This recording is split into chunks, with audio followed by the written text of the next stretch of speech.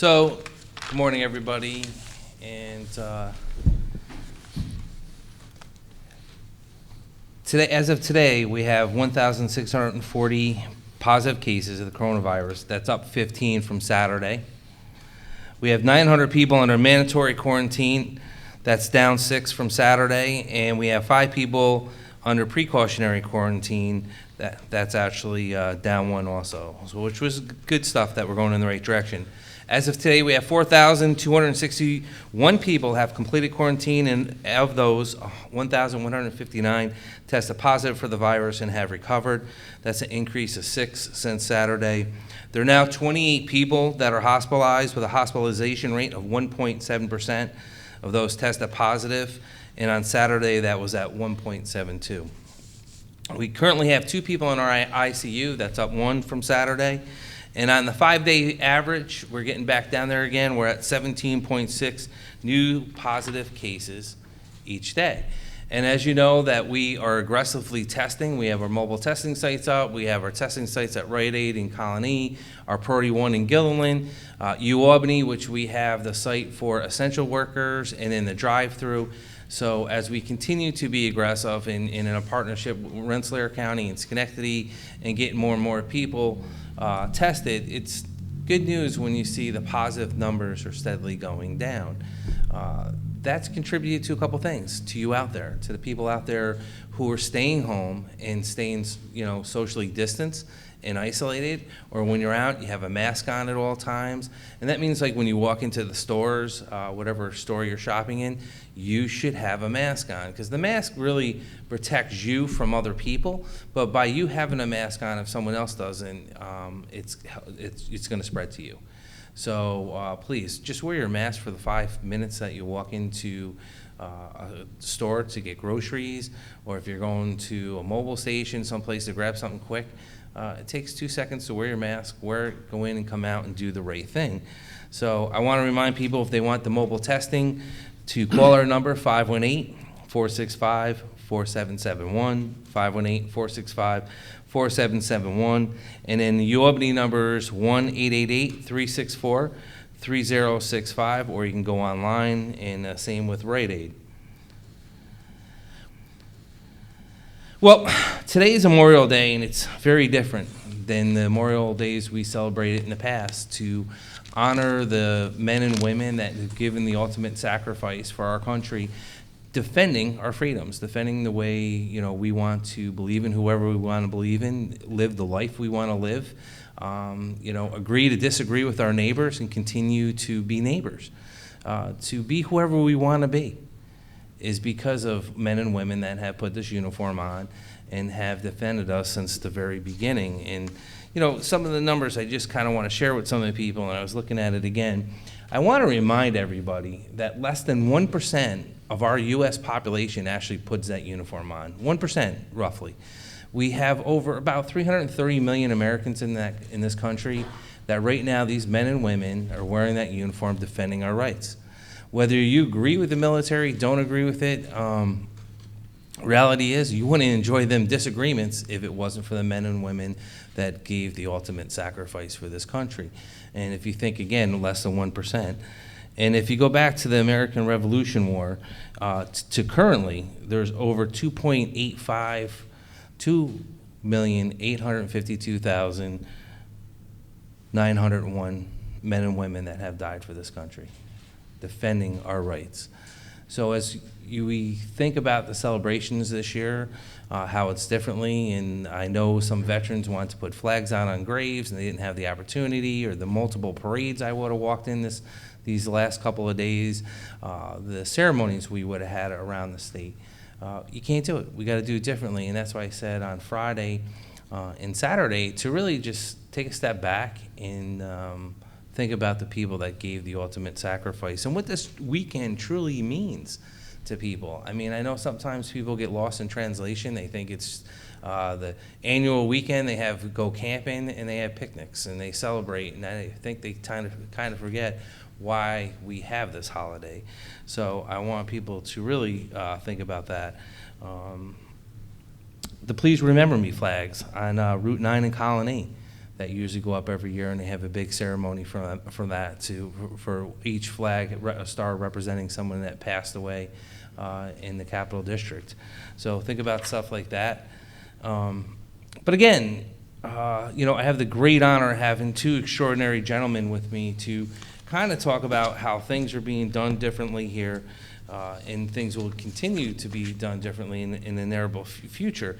But one of them, which I'm glad he could join us today, our Major General Ray Shields. He's the 54th Adjunct General for the state of New York and has been since October 28th. He's actually started his career, and sir, with all respect, I hate to hit you with this, but he became a second lieutenant in 1983.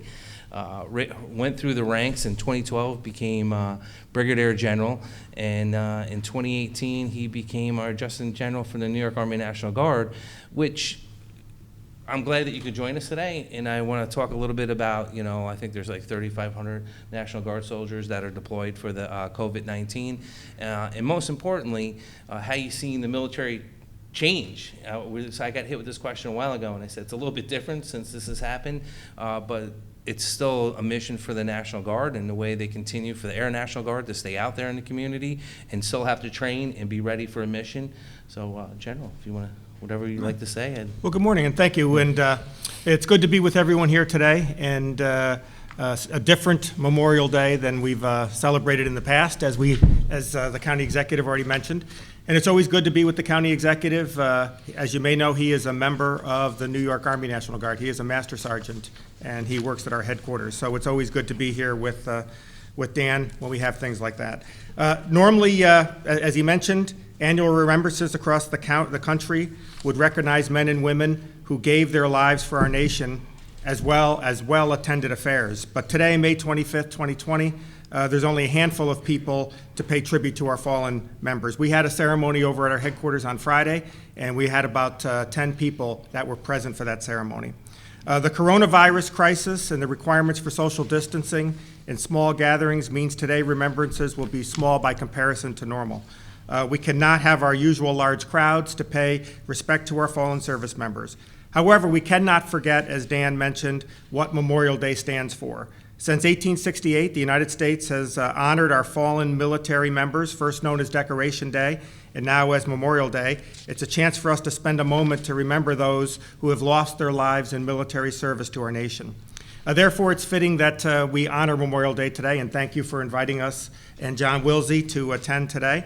And it will certainly be an unusual Memorial Day weekend.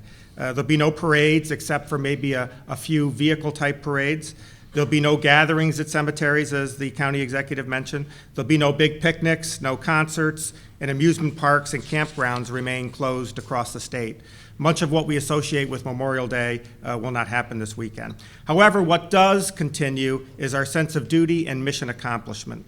This Memorial Day weekend, we have over 3,500 men and women from the New York National Guard and the New York State Defense Forces helping with the COVID response and helping the governor as he works to reopen New York. And so what I would say, Dan, is since you asked that question, today is kind of a slower day. We're just doing the basic missions that we have to get accomplished today, but we're right back at it tomorrow with just under 3,500 folks on duty throughout the state.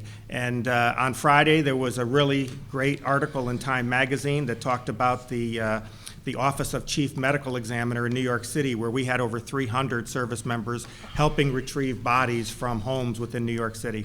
And so I would encourage anybody that's interested about some of the things that are happening with the state's response to the COVID-19 response to read that article, especially about the New York National Guard. And so and we've been helping here in the county with food distribution, and we're also helping over at the SUNY Albany, the antibody testing site, and also at the regular COVID testing site over at Albany County. And a couple other things I'd mention since I had these prepared remarks, but this year marks the 75th anniversary of the end of World War II, and many members of the New York National Guard made the ultimate sacrifice. 75 years ago today, soldiers of the 27th Division were getting ready to attack the island of Okinawa, and the fight for that island took over 2 weeks. In Europe, soldiers of the 258 Field Artillery, which is still part of our force structure today, and the 101st Cavalry were settling in to occupy Germany after battling their way across Europe. And as the war was closing, the 101st Cavalry was honored had the honor of capturing the Japanese ambassador to Germany, as well as a German Field Marshal, Albert Kesselring. And so while we don't have any new combat losses this year with the New York National Guard, we do remember our 39 combat losses that we've had since September 11th. So all I would say is thank you again, County Executive, for inviting us here today to say a couple words. And we're very pleased to be supporting the state and our state citizens in the response to the COVID crisis. And we'll continue doing that as long as we're needed. So, General, thank you, and thank the governor too, because our governor's used the Guard more and more now these last couple of years, not just for the COVID, but for Superstorm Sandy and a variety of emergencies throughout the state of New York. With the great leadership of our General Shields here, we're a fabric of the community day in and day out, and there's a lot that people don't realize these citizens soldiers, I'm gonna say that right, John? You can help Soldiers. Me. Thank you, sir. But do in an average day and the amount of work that they put in, so I do want to say thank them. But I have the pleasure of having Command Sergeant Major retired John Wilsey, who did 33 years in the New York Army National Guard, who deployed to Iraq, is also running our Yellow Ribbon program for the soldiers here for New York Army National Guard and the Air Guard, and does a variety of things in our community day in, day out with families that are, we still have people fighting overseas, we still have people deployed downrange, not just here in the state of New York, and John does a lot of that tracking, so I thought it'd be good to have him come in, not just to talk about his experience and what the Memorial Day today means to him, but what he's doing day in, day out for the soldiers. So, John. Thank you. Thank you, County Executive McCoy, for inviting me here today. As a fellow combat veteran, I know you're aware of today's significance. Let me commend you and your County Director of Veterans Affairs, Mr. Ken Secor, for the work you have accomplished to improve the lives of our service members and their families in the county. I'm going to talk a little bit about remembrance. Memorial Day is celebrated in many ways: parades, services, and family gatherings. Today's intended purpose is to decorate, hence the former name Decoration Day, the graves of the fallen, a tradition that has gone on since its beginnings after the Civil War. We have drifted from that sacred tradition and morphed into a day off and a picnic. Those serving don't always have that opportunity. We should be recognizing the sacrifices not only of the fallen, but their families. They have the harder fight. Memorial Day is forever marked in history, and believe it or not, its influence is very evident in our U.S. graves overseas. While in France 2 years ago, I visited a World War I American gravesite, a gravesite 100 years old. This solemn site, the resting place of our World War I service members, was as if it was built yesterday. Whether overseas or in the U.S., we must never forget our fallen. From the times of war, the terrorism of 9/11, or the current pandemic, we must always remember those who have sacrificed and passed before us. Each death, no matter the way or reason, should be commemorated. Today is that day. Please take a moment today to remember a veteran with a flag or a flower. And once again, thank you, County Executive, for giving me the opportunity to speak to the people about what today means and the sacrifices that so many thousands have made. Thank you. Thank you, Command Sergeant Major.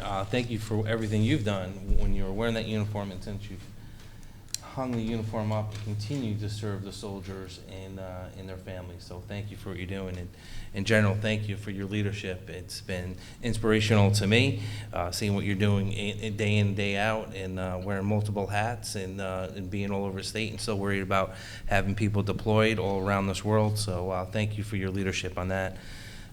Again, to remind people too, what you do today, what you've done this weekend is going to be whether or not it sets us back. I've reminded people time and time again, if you can do anything, keep your social distance, cough into your arm, and clean your hands constantly, and wear your mask. So as you continue to go out, please continue to do that, because we won't know until we get to about almost phase 2 whether or not we see a spike. And if we see a spike, it's because people are doing the wrong thing. And now I've been around this whole weekend. I haven't seen anything, which, I've been very happy about. People are keeping their distance. I saw in New York City, they actually in Central Park drew circles on the grass and they kept everyone away to keep the social distance. Great idea, whoever came up with that. You see people doing that, and that's all we want. If you're in a group of less than 10, wear your mask. And, and things are different. My daughter was supposed to get married yesterday, and we did the we did the drive-by and did a little celebration for her with a bunch of cars and tried to keep the spirits up. But again, that's what it's about. Things change, reimagine what the workforce is going to look like, reimagine what the world's going to look like, and we'll be stronger if we do this together in a partnership and lean on each other. So again, and it reminds me having the general here in Command Sergeant Major, we got the buddy check, and you really should check on your neighbors, the people that don't get out, and the neighbors that really don't have family around or can't get to them. Check on them, see how they're doing. Just say hello. Talk to them through a window, see if they need anything, if they need any food or if they need something done. Just be a good neighbor and take care of one another. And that's what I love about this county and this capital district in the state of New York. It's about taking care of each other and us coming together and being the strongest that we are when we get hit the hardest. And like I said before, this is a marathon, not a sprint. Take a step back, take a deep breath, and we're going to get through this if we do it together in a partnership. I also just want to remind people that Monday, this means it's the start of the week, 2 of our teen challenges, hashtag Albany County Stay Safe on Instagram. We launched this 8-week contest last week. Teens between the ages of 13 and 18, and no, my daughter can't win. I already told her that. She asked that question. That's not going to happen. Should show us how they're staying safe and observing social distancing and guidelines and wearing a mask and completing this new challenge. So this week we created a video or take a picture of how you show your appreciation for your teachers as you're distance learning. So, please keep that in mind. Actually, my daughter got to do one for Albany High School, which was pretty neat. So she's out there, and that's where we kind of got that idea from. You can submit it this week by 11:59 Saturday night on Instagram using the hashtag again, Albany County Stay Safe. And when the winners get picked, they win a $25 gift card. So when we open up in phase 2, you can get out and spend your gift card. So keep that in mind. Also available for us at all times is our mental health department, 7 days a week, 8 a.m. to 8 p.m. Please, like I've said this before, we're not going to have you arrested. We're not sending the police department to your house. They're there to answer your questions. Again, the world's changed, and a lot of people have a harder time adapting to different things.